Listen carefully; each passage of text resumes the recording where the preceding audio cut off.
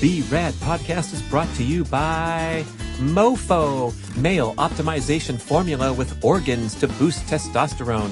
B.rad's macadamia masterpiece, mind-blowing nut butter blend, now offered on Amazon. Chili Technology, temperature-controlled mattress systems for a good night's sleep. InsideTracker.com, offering blood, DNA, and fitness tracking data all in one place.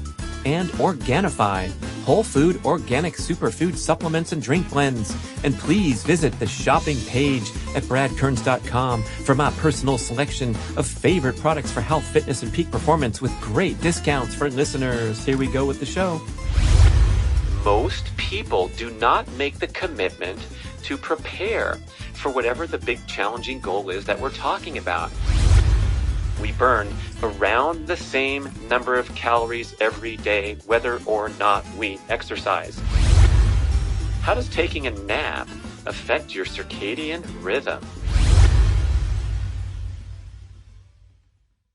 Hello, my friends. It's time at long last for some listener Q&A. Thank you so much for writing the wonderful emails and comments on YouTube videos. And we are going to hit it hard with lots of fun stuff, a wide range of topics, man. Yes, the great Usain Bolt, retired sprinter, is now putting out music. He's got a new compilation. So we're going to start off with a little clockwork here. This is called Stop It. Okay, time to get into business. First, leading off with an incredible success story from longtime listener John Staley down in La Jolla. He has done some magnificent athletic feats on a regular basis, and 2021 was all about the rim to rim to rim epic hike in the Grand Canyon. That's starting in the South Rim, going down to the bottom, crossing over the Little Bridge, hitting the North Rim, high-fiving the ranger at the ranger station, and then turning around and heading home in a single day. It's 46 miles with 11,000 feet of vertical gain. He started at 3 a.m, went 16 hours, and arrived safely back to the South Rim just as the sleet and snow were appearing. And that's going to be important a bit later in the story, because he was telling me about the entire experience with a great message that says, what's the secret? It's preparation, followed by preparation, followed by preparation. Yes, a little bit of grit and mental fortitude helps when you're conquering these big challenges, but most people do not make the commitment to prepare for whatever the big challenging goal is that we're talking about. And we see these mass participation events that are so popular, marathon, ultra marathon, triathlon, and it seems to be that there's a lot of suffering and struggling that's not really the intended, not really intended by the presentation of the event. Of course, these events are tough and there's something to endure and have a great sense of accomplishment when you finish. But I think what John and I were talking about is the tremendous lack of preparation by so many people that adds another degree of suffering that's really not supposed to be. So when we take on these big challenges, the ideal way is to absolutely enjoy and appreciate and respect the process of preparation such that each preparation workout is super fun and valuable. And hey, I know we're preparing for a destination, but it's not all about the big goal event. It's all about going along the way and living that healthy lifestyle with that goal in mind, which is so important. And that's kind of the essence of my main message, pursuing peak performance with passion throughout life. So always having something that gets you up, gets you focused, gets you on edge, a little bit of nervous energy going on the big event day, but also making sure that you're on the path, you're walking the right path as you prepare. So I like John's quote, a little bit of grit and mental fortitude helps. But if that's all you have in your backpack and you're trying to cross through the Grand Canyon, might not always end well. John and his group were amused when they were finishing near dark as sleet and snow were arriving. Remember, the south rim's up over 7,000 feet, the north rim's up over 8,000 feet. So this is no funny business. We were amused to notice droves of headlamps far down in the canyon, continuing their hike in the dark at freezing temperatures. So good on you, all those people that thought to bring a headlamp just in case they don't finish by dark. But what the heck are you doing down there with your timing and your checkpoints such that you decided to get stuck in the Grand Canyon with the sleet and snow? And this has become an even more prominent issue to ponder for anyone interested in peak performance and these great challenges that occur because real crazy shit is going down. You might have heard about the tragic deaths that occurred on Mount Everest in 2019, where 10 people died due to this massive traffic jam near the summit when they had so many people trying for the summit on that nice window of clear weather, right? So there's various different exhibitions. There's numerous different expeditions that are calculating and preparing and going up and down and stocking supplies. And then when the weather comes, it's like, okay, group number 17 is going for it today, as is group number 16, 15, 14, 13. And then the traffic jam occurs. If you Google images for Mount Everest traffic jam, you will be absolutely stunned to see what's going on up there on the top on this day. And so what happens when you're spending a lot of time in the quote unquote death zone, as the mountaineers call it, when you're up above 20, 25,000 feet, you have a narrow window of time until the brain stops working well and starts hemorrhaging, and you got to get your butt down if you want to live. So back to John's original comment about preparation, always the goal should be with the Mount Everest as a great metaphor. The goal is not to climb Mount Everest. It's to climb it and get down safely. Oh, yes, that's right. The other part of the goal. Okay, so that was a bad deal. There's also recent news in spring 2021 about an ultramarathon race in China where over 20 people died competing in the event. I don't think anything near that has ever happened in organized ultramarathon running history. So this is absolutely tragic. And what happened was they headed out on narrow single-track trails, very difficult to access by a four-wheel drive rescue vehicle or what have you. And they went to increasingly higher altitudes. And a lot of these people are starting the event wearing their shorts and their singlet and their little fanny pack and have no conception of what might happen if the temperature were to drop from 50 degrees to 25, which is obviously very easy to happen when you're out there venturing into the high country. So some people apparently falled off the narrow single track trail, were unable to be rescued in due time, and got hypothermic and didn't make it. So yeah, if you're out there pushing the limits and looking at target events, let's focus on the preparation. Yeah. So what did John Staley do in preparation for this Grand Canyon, rim to rim to rim? A marathon distance hike on 10 out of 12 weekends leading up to the trip to Arizona. He would do hilly loops in La Jolla going up to, what is it called? Mount Soledad, I think, pretty good vertical climb, and then back down and then back up. So making the best use of his own natural environment. He couldn't go and train in the Grand Canyon every weekend, but he did his preparation work and was confident that he could go tackle it. I'm feeling confident about his abilities too. That's why I've agreed to join him, and we're going to try the world famous Cactus to Clouds Trail in Palm Springs, California. It's rated as the single most difficult hike in the United States, maybe the world, with an elevation gain of nearly 8,000 feet in the first 8 miles. Have you ever been on a trail that ascends 1,000 feet in a mile? That is basically going straight up or on the steepest switchbacks you can ever imagine, nonstop for 8 miles. Look it up on the internet. It's pretty fantastic. I don't know if I can make it, but I'm going to do my best and be as prepared as possible, and then ride the tram down after you finish the whole thing of 14 miles going up to Mount San Jacinto and then back to the famous Palm Springs aerial tramway.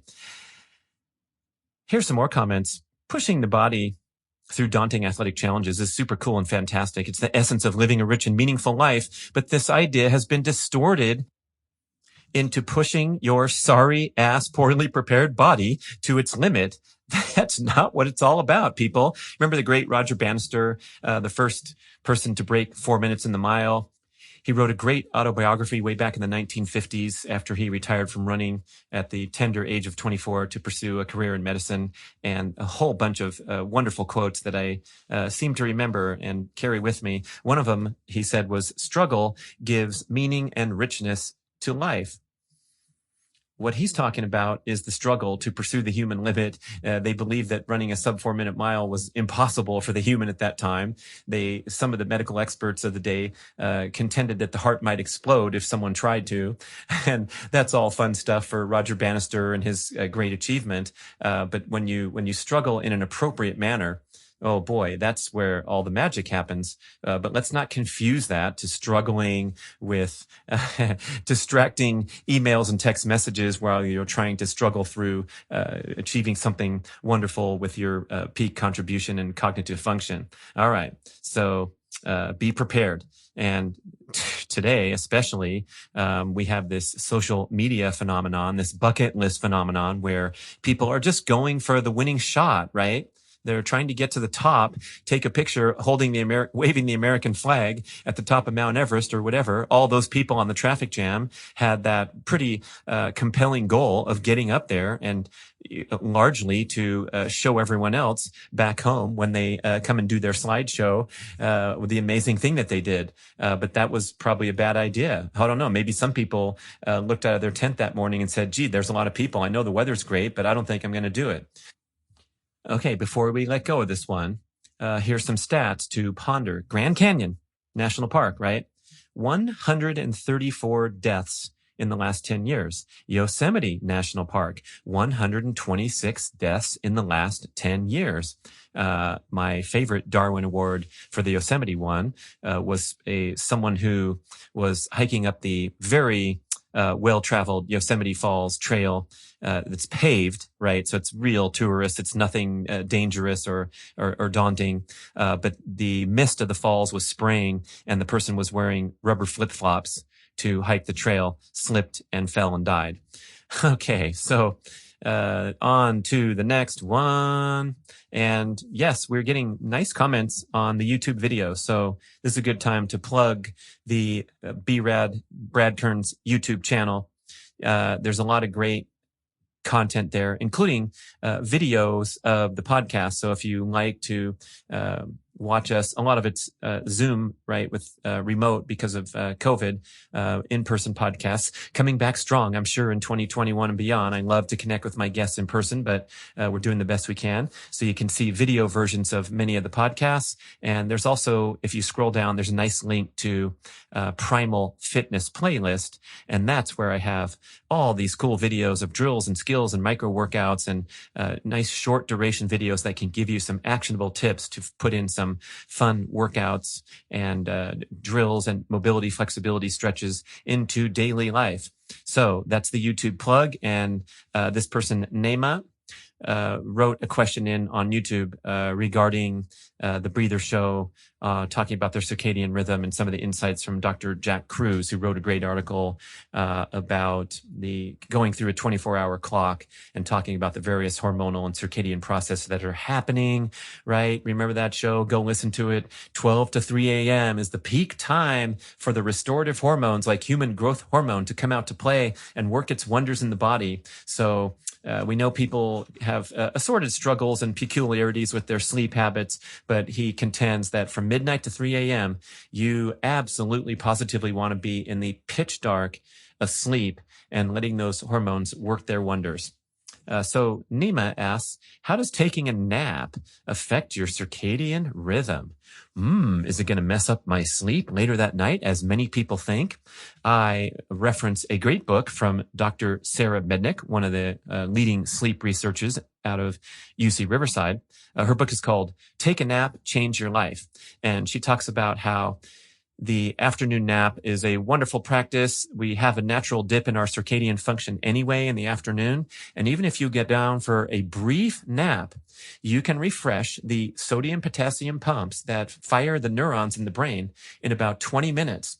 So we use that expression, I'm feeling fried right now. This is actually a literal truth, because when the sodium potassium pumps get depleted from heavy duty brain function and all the distractibility and other challenges that we put on the brain that are novel these days and possibly not very healthy versus focusing on one important task at a time in a more methodical and structured manner. But anyway, when you get fried one way or the other, the electrical circuitry that is firing those neurons, called the sodium potassium pumps, are depleted. And so really the electrical circuitry is truly, literally fried. So you have a fried brain, you lay down, you allow the restorative powers to come through.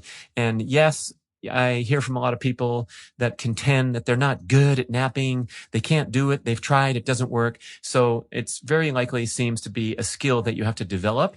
And that would entail getting into an appropriate space, ideally in the dark, or at least with a eye mask, a blindfold on if you're in your car in the parking lot or on a quiet bench in the corner of the park. But if you can get to a dark area, and a lot of people have more freedom and flexibility now because more home-based working situations, which is great news for the nappers of the world. But when you need a nap, when you feel that loss of cognitive power, especially feeling more distracted and your willpower is being drained, you're clicking over on YouTube instead of staying focused, that's a very good indication that a nap would do you wonders and wake up feeling refreshed and energized. As you probably know from listening to the show, I consider myself a world-class napper. I developed the ability way back in the day when I was training for triathlons full-time and racing on the circuit. And so everything was calibrated toward being completely rested and energized for the important workouts and recovering as fast as possible. So I had a really reliable 2-hour nap every afternoon. And that was on the heels of a 10-hour sleeping period every night. So I say that during that 9 years of time when I was racing on the circuit, I was asleep for half of it. Not so when the next phase of life came in and raising children and having interrupted sleep of much less duration. But hey, you do the best you can. And when you're an athlete and, really pushing the limits, you're going to need more sleep. I can totally relate even these days to increased need for sleep as training load increases. But the napping ability, it takes a little work and practice and devotion, but if you can use something like soothing sounds, I have a great app called Rainmaker Pro for the iOS. Hopefully it's available, or something similar where you can play the raindrops. And I'm so used to the raindrops that when I push the button and play the raindrops, it really is a strong cue for my brain to go down and take a nap. So in most cases when I'm napping, I actually do fall asleep. And it's usually between 20 and 40 minutes, and I wake up feeling like it's morning. It just feels fantastic. Now, in Dr. Mednick's book, she details that there's different kinds of naps. You emphasize different waves, cycles of sleep, depending on your needs. Your body is really good at making up where your sleep deficiencies are. And you've listened to a couple recent shows on that topic of sleep that will go into much more detail. But when you're deficient on REM sleep or you're deficient on deep sleep, your nap may emphasize one or the other. Let's say you're deficient on both, then you might get a little bit of both or something. But I notice sometimes I wake up from the afternoon nap. Usually my napping is in the same time block of, let's say, 2 to 4 p.m. is when I might start a nap. And if I'm deficient on deep sleep, I will go right into deep sleep and wake up feeling groggy. And a lot of people think that sensation is unpleasant. It does take a while to get going. You might be sitting in bed and grabbing your phone and doing text messages before you jump out of bed, refreshed and energized. And other times when I'm deficient on REM sleep, I will notice that the nap is more devoted to maybe some passing dreams or, the rapid eye movement and the dreaming. It's not a deep sleep. If someone came into the room and whispered, "Hey, are you awake?" I'd be like, yeah, now I am. You know what I mean? So it's different forms, and your body does a great job going right into what you need. And Dr. Mednick makes a great point in the book that even for insomniacs, even for people that have difficulty falling asleep at night, a nap can be helpful and certainly not detrimental. Especially, let's take the example of the insomniac. If you avoid that nap and try to hang in there so that you'll be super tired that night. Oftentimes you can turn into kind of zombie mode. I think all of us can relate when it comes to jet lag, where you're really feeling out of sorts and your sleep cycles are all off and you're staggering around. You don't feel great. And then you try to go to sleep and you still can't even go to sleep, even though you're exhausted. That's what we don't want to get into, is that completely fried mode. So if you take an appropriate nap in the afternoon, it may even help with your insomnia. Incredible. And then on the other end of the spectrum, there's no data that says napping will interfere with evening sleep. But you go into pop internet health content and almost every article will mention something like that in passing as if it's a given, like watch out for napping too late in the afternoon or you'll mess up your evening sleep. Okay, sometimes that is true because you have this thing called sleep debt that occurs or starts to accumulate, just like regular debt with your credit card, right? It starts to accumulate the moment you wake up. So let's say your sleep debt is at 0 when you wake up bright and shiny in the morning. And after a couple hours, there's very little sleep debt, right? But it accumulates. And then in the evening time, ideally at the appropriate bedtime, your sleep debt's going to be huge and you're going to fall asleep and have a good night's sleep.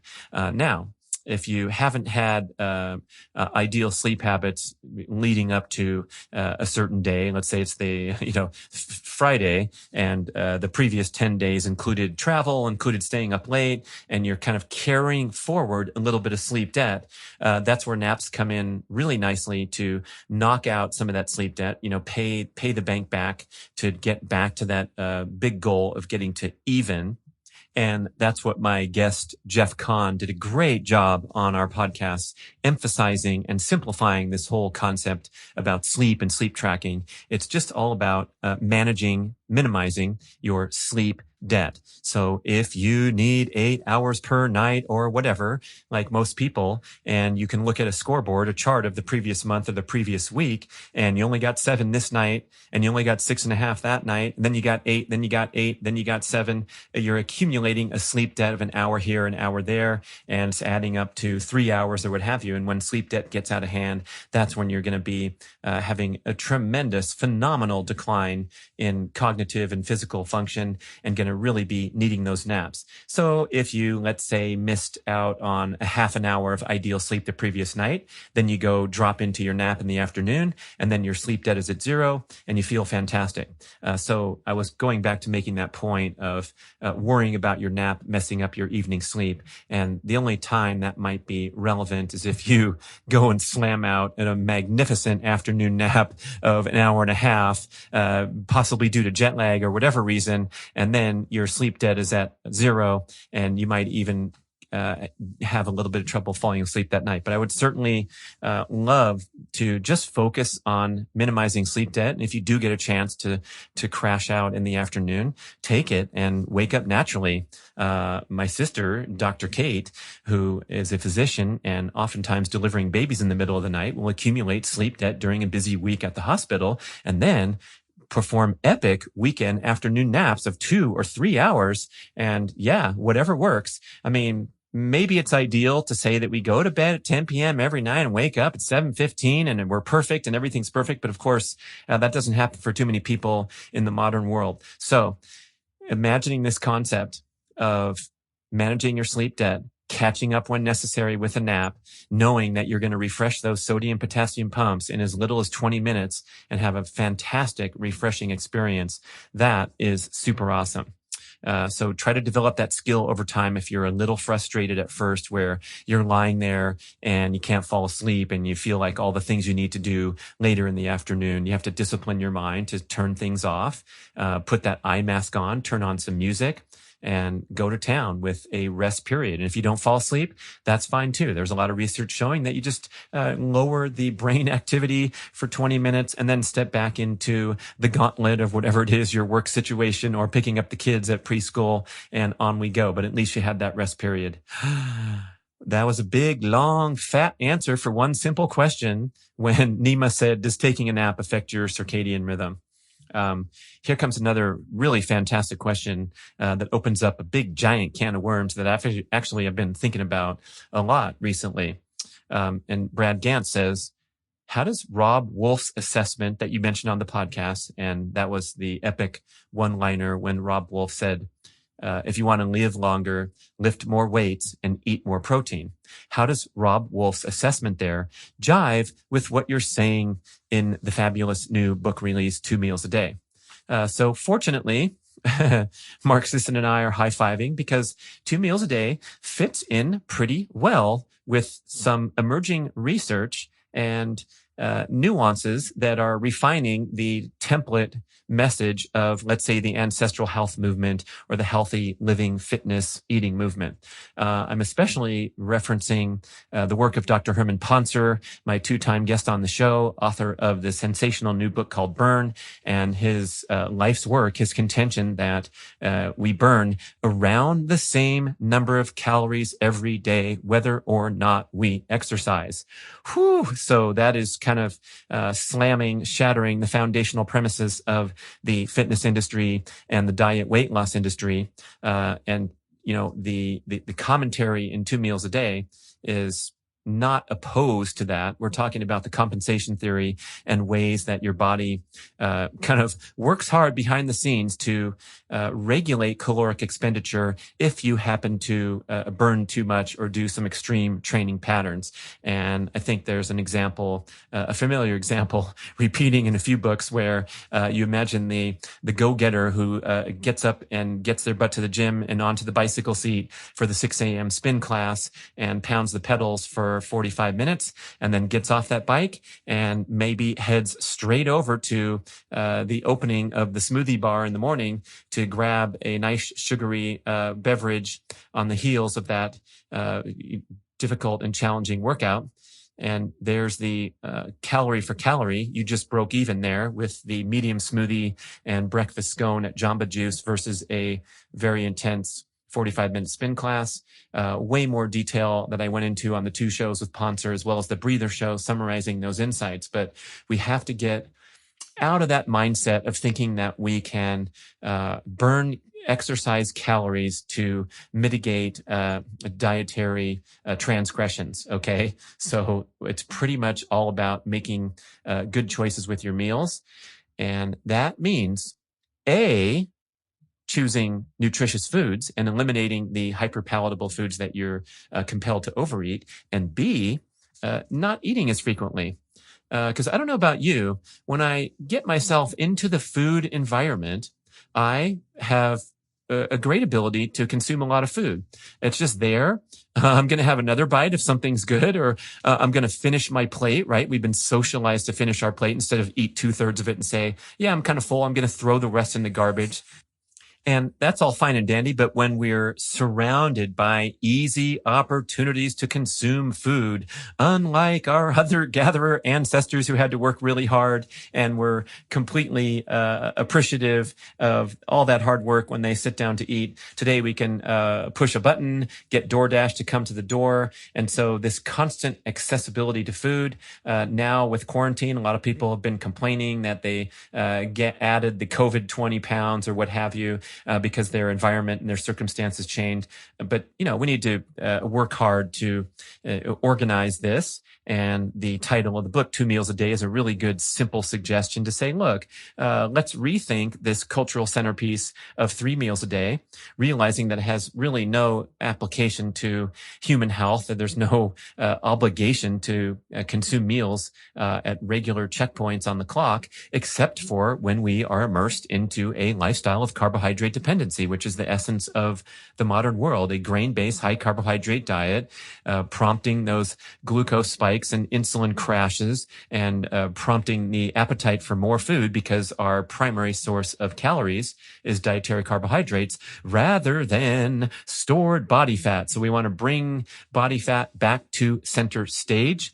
It's called developing metabolic flexibility, the ability to burn a variety of fuel sources based on your needs at any particular time, with the emphasis, the centerpiece, on being a good fat burner. And then you can maintain stable mood, energy, appetite, cognitive function all day long, whether or not you eat regular meals. So the big message in 2 meals a day is choose the right foods so that you don't have a tendency to overeat. And then secondly, eat meals less frequently. Okay. Now, Rob Wolf's comment. Rob Wolf's witty comment, if you want to live longer, lift more weights and eat more protein. Where does that fit in? I've been thinking about that a lot lately because what he means is if we can maintain muscle mass, we're going to have a huge leg up on our longevity prospects. And this is kind of the essence of aging these days, is the loss of muscle mass, loss of balance, loss of organ function. We get older and we slow down. We're not as strong. We're not as peppy. There's a lot of great research that shows that cognitive abilities go hand in hand with physical. So when we physically decline, it also contributes to cognitive decline. And so if we can have this goal of maintaining muscle mass throughout life by putting our body under resistance load, doing explosive exercise, regardless of how old we are, how much we prefer to just climb the Stairmaster and go home and proclaim ourselves fit, that is a wonderful longevity goal and also a way to enjoy life better because you're stronger, more resilient. You're not going to break down and be exhausted when you do have a day of high activity. And when you are increasing your strength training commitment, putting your body under resistance load, and so forth, you're going to need to consume more protein because protein is what helps build and maintain muscle mass. Interestingly, our protein needs increase as we age because we are less efficient, less skilled at synthesizing those amino acids that we consume in the steak and the eggs and the the protein smoothie. We are less efficient at working with that and maintaining muscle mass. So the 23-year-old collegiate athlete who's making these big protein smoothies all day long, I'm not going to name any names, my son, he does a very good job drinking that stuff down and maintaining a lot of muscle mass. And then the elderly who are consuming fewer calories in the diet, right? Because they're not as active and maybe they're doing a good job watching their diet. They have an increased need for protein to make sure that they don't deplete muscle mass. And so that's the assignment, is to go looking for more ways to consume protein. If you're concerned about consuming extra calories when you follow Rob Wolf's edict, hear this. Now hear this. Interesting. Dr. Ponser commented on this when I asked him about it, I believe in our second show.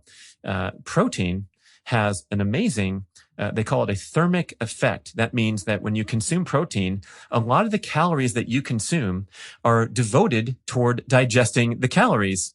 You get it? So if you consume, let's say, 100 calories of protein, up to 25% of those calories are allocated to digesting the food. So in other words, the calorie for calorie, this flawed mentality where we're counting our calories every day and trying to stay under 2,500, because that's what WW used to be called Weight Watchers. Now it's called WW. Someone told us, or some personal trainer or some app said, this is your limit and this is how you're going to lose weight. That's completely flawed. It's been blown out of the water with the great emerging research. So don't worry about overdoing your protein consumption. There's also a really nice change of prevailing thinking in the progressive health scene that the dangers of over-consuming protein have been overstated in recent years, and your body does just fine. Even if you get more protein than you need on a routine basis, it's probably not anything to worry about unless you're in an extreme category, such as sitting on your ass all day and drinking protein smoothies like the aforementioned athlete. Then that's not going to be a good thing. But we talk about stimulating these growth factors and the risk of overstimulating mTOR or IGF-1. And now those voices and those messages are really being toned down to the extent that Rob Wolf comes out with the one-liner that really hits home for all of us. So try to lift more weights, consume more protein, realize that that protein not only has that high thermic effect where you're going to have a very difficult time over-consuming it and getting fat off too much protein, but also protein is highly satiating. I believe it's rated as more satiating than fat. Fat is also highly satiating, not so for carbohydrates. So if you kind of focus on your protein needs as the starting point of your dietary strategy.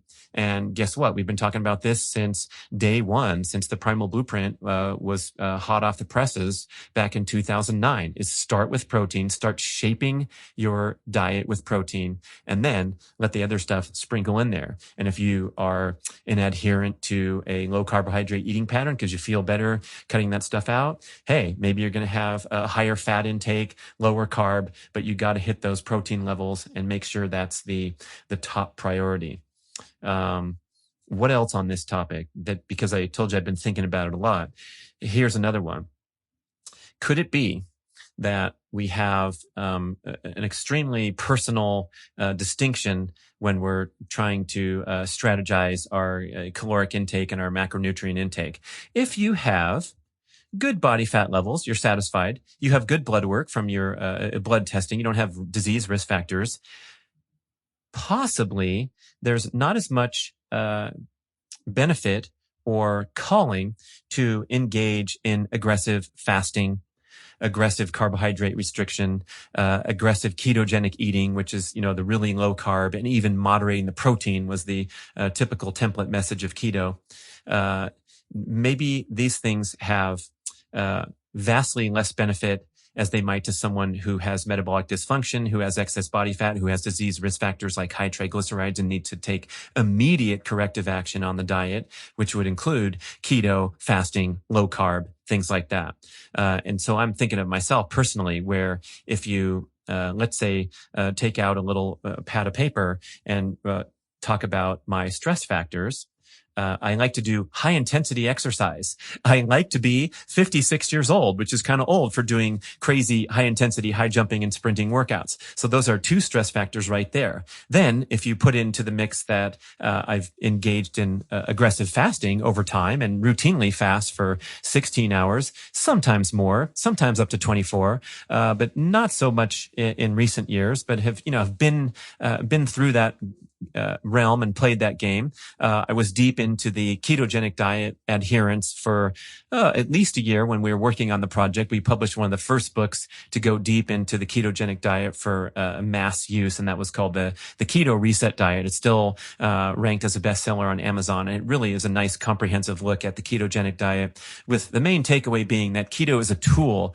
that can have great health and metabolic and anti-inflammatory and immune benefits, especially if you're suffering, but probably not necessary to adhere to strictly for the long term, and easy to possibly have it get out of hand and become yet another stress factor. So if you're talking back to my own personal example of low carb, a lot of fasting, high intensity exercise, and older age groups, that could be all in all too much. So now I am really appreciating Rob Wolf's message to make a deliberate effort to consume extra protein and possibly not worry about extra energy consumption when I'm looking at nutrient-dense carbs, and especially when I'm looking at the natural nutritious fats. So for anyone, I don't care who you are, I don't care if you're an NBA player who's 6'6" and weighs 182 with 5% body fat and is running up and down the court, there's no call to consume nutrient-deficient carbohydrates. I'm talking about sugary drinks and sodas and Starbucks and hot fudge sundaes, right? Even an athlete who's, lean and mean and ripped and performing well, there's an additional need or an increased need for nutrient dense foods to help with recovery and performance. So there's no more hall passes. There's no more cards to play to you get to consume more junk food because you have a six pack. So we'll put that to rest right now. And then for the rest of us, oh my gosh, of course we want to be very strict and eliminate those nutrient deficient carbohydrates that do nothing but bad news in the body. But going and consuming all that you need and all that you desire of nutrient dense meals, regardless of their macronutrient profile, that could be a good thing. So I'm especially been experimenting with consuming extra calories in and around my high intensity workouts with the stated goal of speeding my recovery and minimizing the stress impact. So we know that, for example, fasting, sometimes people feel alert and energized even into extended fasting periods because the stress hormones are elevated, and you're removing energy from storage in the body. So that's a cool thing if you're trying to drop excess body fat. But if you're already elevating those same stress hormones when you do the high intensity workouts, and now you're fasting until noon or 1 or 2 or 3, and the previous day you did a sprint workout, boy, those can really cause a crash and burn in certain people. And I'm definitely raising my hand here because that was happening frequently. And I would conclude that the story ends with, hey, high intensity sprint workout, older age group, fasting, ketogenic meals equals too much stress hormone production, and much better if I had rewind the clock and gone and downed a smoothie with a lot of calories, a lot of nutrition, even if there's bananas and mangoes in there or whatever. Geez, people, come on. Do things right. And as Dr. Tommy Wood said, one of the great shows that I've had for the basic intro into healthy ancestral living, so go back and listen to some of those. He counsels his high-performing clients, his exercising athletic clients, to eat as much nutrient-dense food as possible, as they desire, right? I'm not talking about stuff in your face. Eat as much nutrient-dense food as possible until you, let's say, add a pound of body fat. And then if you add a pound of body fat that you didn't want, then you turn the dial down a little bit. But he was making the quip that I repeat often, where he's talking about reading a food diary from one of his clients, an athletic person, and it says breakfast, 2 eggs, half an avocado, and so on, a couple slices of bacon. And he's like, come on, man, eat a real breakfast. Make it 6 eggs and a full avocado if you're an athlete. And that's a really important point for those athletic people. But again, I started this little riff talking about the split in the road, the fork in the road, where you're either healthy metabolic function, showing some signs of metabolic flexibility, or if you're in trouble, if you got bad blood and you got excess body fat, especially around the midsection of the body,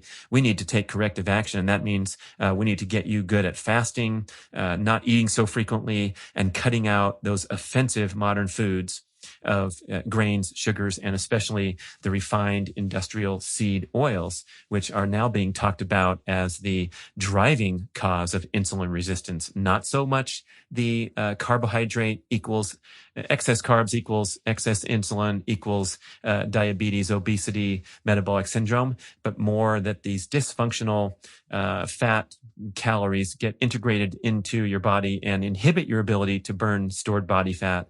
And that is the driving force in the metabolic disease patterns. Dr. Kate Shanahan making a really compelling argument. Paul Saladino has also jumped on the bandwagon and really trumping this as the main focal centerpiece of cleaning up your diet, is getting total restriction, lifelong elimination of these refined industrial seed oils. So these are the bottled oils that are extracted from with chemical processes and high temperatures and have a lot of oxidative damage sustained even before you heat them up and cause them to be more reactive, free radicals.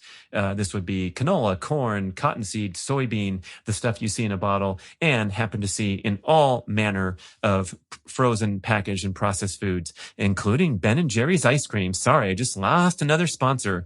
Just totally offensive to think of the marketing and the things that we've been deceived to integrate into, the mainstream diet, these extremely popular consumer products, the various potato chips and familiar brands that still throw these industrial seed oils in there, despite compelling evidence that they're leading directly to hundreds of thousands of deaths each year around the world. Oh boy. So that's my rant against industrial seed oils. A great way to close this show about Q&A, and more to come because plenty more questions abound. Thanks for listening, everybody.